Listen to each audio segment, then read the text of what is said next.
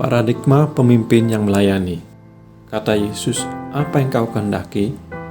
Jawabnya, "Berilah perintah supaya kedua anakku ini boleh duduk kelak di dalam kerajaanmu, yang seorang di sebelah kananmu dan yang seorang lagi di sebelah kirimu."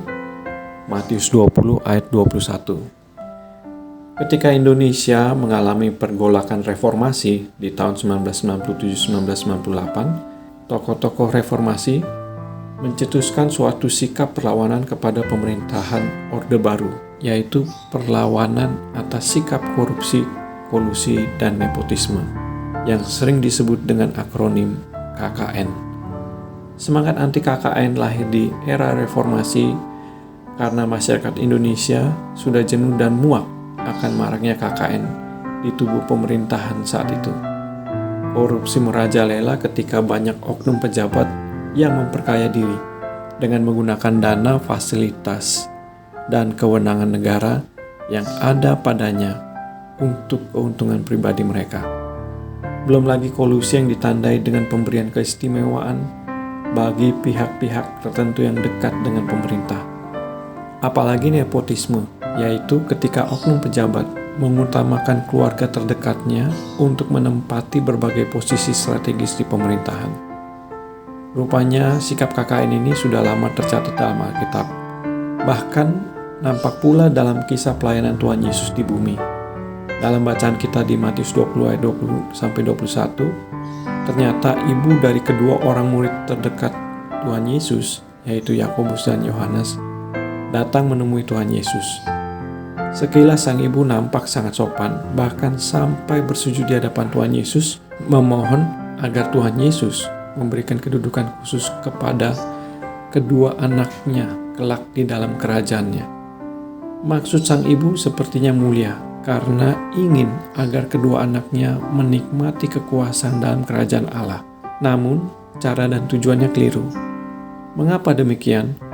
Karena dalam ayat 22, Tuhan Yesus menjawab sang ibu secara bijak, yakni bukan dengan mengiyakan atau menolak permohonannya tersebut, melainkan dengan memberikan suatu pengertian dan syarat dari posisi yang diminta oleh sang ibu tersebut, yaitu meminum cawan, maksudnya menanggung penderitaan. Yakobus dan Yohanes secara gegabah pun spontan langsung menjawab bahwa mereka sanggup. Namun dalam ayat 23 Tuhan Yesus menegaskan bahwa posisi tersebut hanya disediakan bagi orang-orang yang dipilih oleh Allah Bapa. Permohonan ibu dari Yakobus dan Yohanes ini merupakan upaya kolusi dari upaya Yakobus dan Yohanes yang saat itu hanya menginginkan menikmati kekuasaan dan segala fasilitas pemerintahan, sehingga jelas membuat ke-10 murid yang lain menjadi marah kepada kedua saudara itu. Saat itu sebenarnya mereka semua sama-sama menginginkan hal yang sama dengan Yakobus dan Yohanes, tanpa mengerti apa makna dari kerajaan Allah yang sejati. Akhirnya dalam ayat 25-27 Tuhan Yesus menjelaskan bahwa kerajaan Allah bukanlah mengenai nikmatnya berkuasa, dihormati orang banyak, atau hidup dalam fasilitas pemerintah, melainkan menjadi hamba dan melayani orang lain. Bahkan Tuhan Yesus memberikan contoh dirinya sendiri yang datang ke bumi bukan untuk dilayani, melainkan untuk melayani, dan untuk memberikan nyawanya menjadi tebusan bagi banyak orang.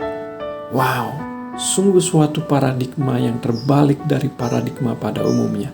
Sebagai seorang pejabat penegak keadilan Indonesia, saya membayangkan seandainya semua pegawai dan pejabat negara sama-sama memiliki paradigma pemimpin yang melayani, maka mereka tidak akan memandang pangkat, jabatan, kewenangan, dan fasilitas yang dipercayakan negara kepada mereka sebagai suatu privilege atau keuntungan yang bisa dinikmati, melainkan sebagai suatu kepercayaan bagi seorang hamba untuk melayani tuannya, yakni rakyat Indonesia.